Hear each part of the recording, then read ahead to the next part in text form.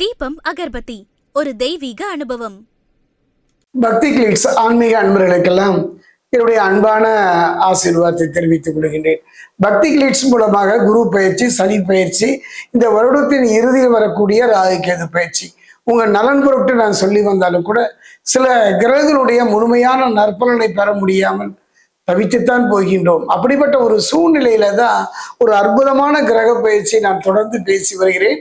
குறுகிய கால பயிற்சியா இருந்தாலும் ஒரு நல்ல வாய்ப்போ நல்ல சந்தர்ப்பங்களை தரக்கூடிய ஒரு பயிற்சி தான் களத்திரகாரகன் என்று சொல்லக்கூடிய சுக்கிரனுடைய பயிற்சி. அந்த வகையில் பார்க்கும் பொழுது ஆகஸ்ட் 1ஆம் தேதி பார்த்தீங்கன்னா செப்டம்பர் மாதம் 2ஆம் தேதி வரை சுக்கிரனை பொறுத்த வரைக்கும் சிம்மத்திலிருந்து கன்னிக்கு பயிற்சி ஆகின்றார்.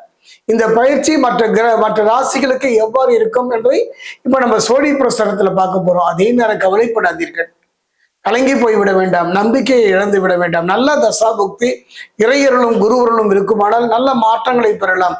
அது மட்டும் கிடையாதுங்க, இந்த சுக்கிரனுடைய பயிற்சி எவ்வாறு இருக்கும் என்பதை குறிப்பா தனுசு ராசிக்கு இப்ப பார்க்க போறோம்.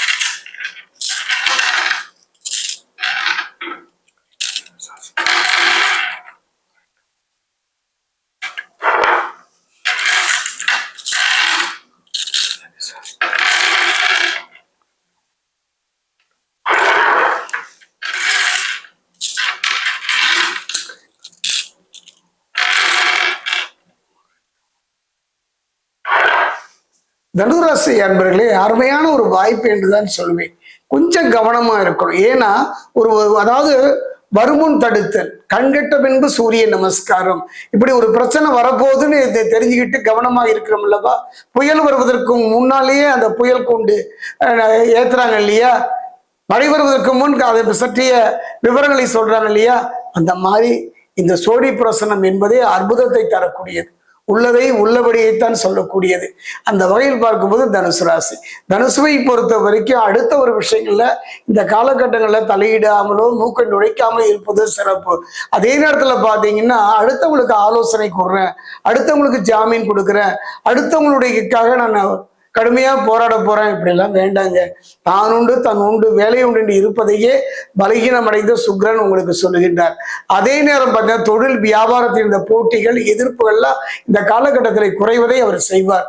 குறிப்பா பாத்தீங்கன்னா தொழில் வியாபாரத்தில் முன்னேற்றமான நிலையை தருகின்ற ஒரு நிலையைத்தான் சுக்கிரன் செய்கின்றார்.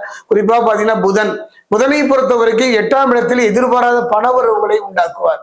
சொன்னேன் அல்லவா, ஒரு கதவை மூடினாலும் ஜன்னல் திறப்பதை போல நல்ல மாற்றங்களை தரக்கூடிய மற்ற கிரகங்களும் இருப்பதனால தைரியம் இழந்து விட வேண்டாம். சொன்னேன், புதன் 8ஆம் இடத்தில் எதிர்பாராத பண வரவுகளை உண்டாக்குவார். நினைத்த காரியம் நினைத்த முறையில் நடப்பதற்கான நல்ல சூழ்நிலையை அமைத்து தருவார். சுபகாரியங்கள் நடத்துவதில் செயல்படுவதில் இருந்த தடைகளும் பிரச்சனைகளையும் படிப்படியாக குறைவதை இந்த காலகட்டத்தில் நீங்கள் உணரலாம். அதே நேரம் யோககாரகன் என்று சொல்லக்கூடிய ராகு 3ஆம் இடத்துல புதிய வேலை வாய்ப்புகளை உண்டாக்குவார். குறிப்பா அரசு துறையில பொதுத்துறையில இருப்பவர்களுக்கெல்லாம் ஊதிய உயர்வோடு கூடிய இடமாற்றத்தையும் இந்த காலகட்டத்தில் தருவார். இழந்ததை திரும்ப பெற வருவதில் யோககாரகன் ராகு மாதிரி கிடையாது. நிறைய இழப்புகளை சந்தித்து இந்த வாழ்க்கையில இழந்ததை திரும்ப தருவதற்கான, இழந்தது மண்ணோ பெண்ணோ பொண்ணோ, இழந்ததை திரும்ப தருவதற்கான ஒரு நல்ல நிலையில தான் ராகு இருக்கின்றார். காரணம் பார்த்தீங்கன்னா அது இருக்கின்ற அந்த 3ஆம் இடம். குறிப்பா பார்த்தீங்கன்னா கேது 9ஆம் இடத்துல கருத்து வேறுபாடுகள் வரக்கூடும். கணவன் மனைவிக்கு மத்தியில, தொழிலாளி முதலாளிக்கு மத்தியில, வேலை செய்கின்ற இடத்துல, ஏன் இருக்கின்ற இடத்துல கூட சில கருத்து வேறுபாடுகள் வரக்கூடும். குறிப்பா அரசியல்ல, ஆன்மீகத்துல, பொது வாழ்க்கையில் இருக்கக்கூடிய இந்த வேறுபாடுகள் வரலாம். அதை கேது தரக்கூடிய சூழ்நிலை இருப்பதனால கொஞ்சம் கவனமாக இருந்து விடுங்கள். 4ல சனி, பணம் கொடுக்கல் வாங்கல மிகுந்த கவனம் தெரியும். பொருளாதார இழப்புகளை தருகின்ற சூழ்நிலையைத்தான் சனி தருகின்றார். குறிப்பா பார்த்தீங்கன்னா 8ஆம் இடத்துல குரு, வரவுக்கு ஏற்ப செலவுகள் வந்தாலும் கூட அது தலைக்கு வந்தது தலைப்பையோட போச்சுங்கிற மாதிரி எந்த பிரச்சனைகளும் பொருளாதார ரீதியா வந்தாலும் கூட அந்த நிலையிலிருந்து தப்பித்து விடலாம். அதை குரு செய்வார். குறிப்பா பாத்தீங்கன்னா செவ்வாய் 7ஆம் இடத்துக்கு செல்வதனால கணவன் மனைவிக்குள்ள சில கருத்து வேறுபாடுகளை உண்டாக்குவார். அதாவது பாத்தீங்கன்னா ஞானகாரகன் என்று சொல்லக்கூடிய கேதுவும் செவ்வாய், அந்த இருவருமே பாத்தீங்கன்னா கணவன் மனைவி உறவு, அப்பா பிள்ளைகளுடைய உறவுக்குள்ள சில கருத்து வேறுபாடுகள், மன வேதையை தரக்கூடிய நிகழ்வு நடந்தாலும் கூட விட்டு கொடுங்கள். விட்டு கொடுத்தவர் யாருமே கெட்டு போவதில்லை. அந்த வகையில அனுசரித்து சென்று விடுங்கள். வாழ்க்கையில, தொழில, வெளி வட்டாரங்கள்ல எவ்வளவோ விட்டு கொடுக்குறாங்க, எவ்வளவோ அனுசரித்து போறோம்.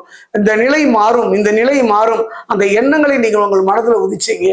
இன்னைக்கு கஷ்டப்படுறவங்க நாளைக்கு கஷ்டப்பட மாட்டோம். இன்னைக்கு கண்ணீர் சிந்துறோம், இன்னைக்கு கையேந்தி நிற்கிற அந்த நிலை மாறுவதை உணரலாம். பலமிழந்த சுக்கிரன் பலமாகும் போது அந்த நிலை வரும். குறிப்பா அந்த 30 நாட்களுக்கு அப்புறம் ஒரு நல்ல மாற்றத்தை தனுசு ராசிக்கு அவர் தருவார். அதே நேரம் செவ்வாய் 7ஆம் இடத்துக்கு செல்வதனால இந்த நிலை, இந்த கருத்து வேறுபாடுகள், மனக்கசப்புகள் இதெல்லாம் ஏற்படுவதனால கொஞ்சம் கவனமாக இருந்து விடுங்கள். அதே நேரம் பார்த்தீங்கன்னா சூரியன் ஆத்மகாரகன், பிதுர்காரகன் என்று சொல்லக்கூடிய சூரியன் 8 மற்றும் 9ஆம் இடங்கள்ல பலவீனப்படுவதனால சில தேவையில்லாத விவகாரங்கள்ல தலையிடக்கூடிய ஒரு சூழ்நிலை வரும். கவனமா இருங்க. இதை விட ஒரு முக்கியமான விஷயம் நான் இப்ப சொல்ல போறேன். தனுசு ராசிக்கு சுக்கிரன் களத்திரகாரகன் என்று சொல்லக்கூடிய சுக்கிரன் 10ஆம் வீட்டுல பலவீனமாக இருப்பதனால, அதாவது பலகீனம் உண்டுதான். ஆனா அவர் இருக்கின்ற இடம் சுக்கிரனை பொறுத்த வரைக்கும் 10ஆம் இடத்துல பலகீனமாக இருப்பதனால பெண்களால சில அவப்பெயர்கள் வருவதற்கான ஒரு சூழ்நிலை இருக்கும். கவனமாக இருந்து விடுங்கள். அதாவது வந்தவர்களுடைய அனுபவத்துல பாத்தீங்கன்னா மாமன்னன் ராவணன் பெண்ணால் தானே அவன் அழிந்தான். அந்த வகையில பார்க்கும்போது பெண்கள் விஷயத்துல முடிந்தவரை எச்சரிக்கையாக கவனமாக இருந்து விடுங்கள். இதையெல்லாம் சொல்லணும். ஜோதிடத்துல யாரும் சொல்ல மாட்டாங்க. சோழி பிரச்சனத்துல நான் சொல்லியே தீருவேன். காரணம், நீங்க நன்றாக இருக்க வேண்டும், நலமாக இருக்க வேண்டும், பிரச்சனை இல்லாமல் இருக்க வேண்டும். அந்த வகையில் பார்க்கும்போது தனுசு ராசியை பொறுத்த வரைக்கும் இந்த காலகட்டத்துல சனியினுடைய பார்வை, அதே நேரம் அசுர கிரகம் என்று சொல்லக்கூடிய களத்திரகார சுக்கிரன் பலவீனமாக இருக்கின்றார். 10ஆம் வீட்டுல பலவீனம் இருப்பதனால சில பிரச்சனைகளை சந்திக்கக்கூடிய இருப்பதனால கவனமாக நிதானமாக இருந்து விட்டாலே போதும். அது மட்டுமல்ல, கவலையே பட வேண்டாம். அதே நேரம் பார்த்தீங்கன்னா 3ல ராகு, யோககாரகன் என்று சொல்லக்கூடிய ராகு எந்த பிரச்சனைகள் வந்தாலும் அதை எதிர்கொள்ளக்கூடிய தைரியத்தை தருவார். கவலைப்பட வேண்டாம். 5க்குரிய செவ்வாய் 7ல் இருப்பதனால கடன் சுமை குறைய வாய்ப்பு, ஒரு நல்ல சந்தர்ப்பம் அமையும். வாங்கிய கடனை அடைத்து நிம்மதி பெறுகின்ற ஒரு சூழ்நிலையை செவ்வாய் அமைத்து தருவார். குறிப்பா பாத்தீங்கன்னா மறைமுக வருமானம் கிடைக்கலாம். 7ல் உள்ள செவ்வாயும் 3ல் உள்ள ராகவும் எதிர்மறை பாதிப்புகளை குறைத்து பாக்கியத்தை அதிகரிப்பார்கள். நேர்மறையான சிந்தனைகள் மனதிலே தோன்ற வைப்பார்கள். நல்ல மனிதனுடைய தொடர்பை உண்டாக்கி தருவார்கள். வெற்றியை நோக்கி நகர்த்துகின்ற ஒரு அற்புதமான சக்தியே இந்த 2 கிரகம் தான்.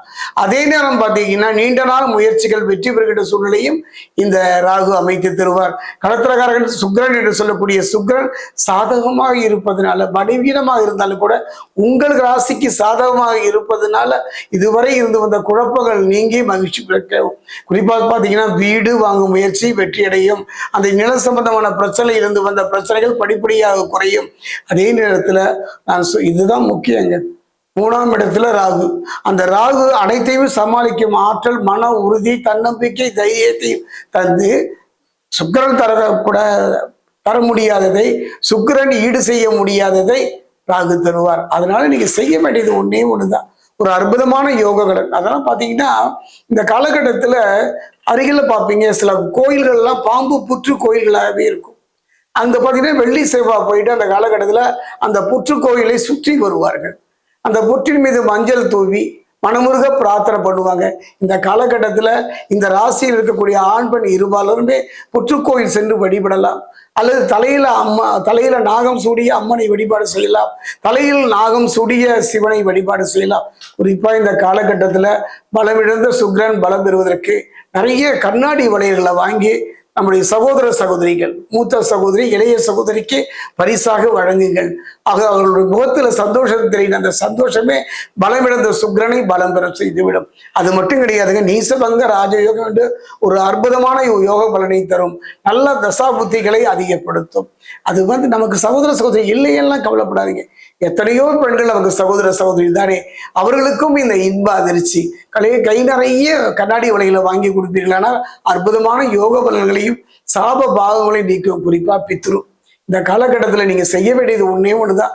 பித்ருக்களுக்கு செய்ய வேண்டிய ஏதாவது இருந்ததுன்னா, அந்த கடன் இருந்தால் அந்த ஆடி அமாவாசை, இந்த காலகட்டத்தில் வரக்கூடிய அமாவாசைகளை சென்று பித்ருக்களுக்கு செய்ய வேண்டிய கடனை செய்து பாருங்கள். நல்ல யோக பலனை தரக்கூடிய ஒரு காலம் இந்த சுக்கிரனுடைய பயிற்சி. அதே நேரம் கவனமாக, நிதானமாக, பொறுமையாக, எச்சரிக்கையாக இருப்பதைத்தான் இந்த சுக்கிரன் பயிற்சி தனுசு ராசிக்கு சொல்கின்றது.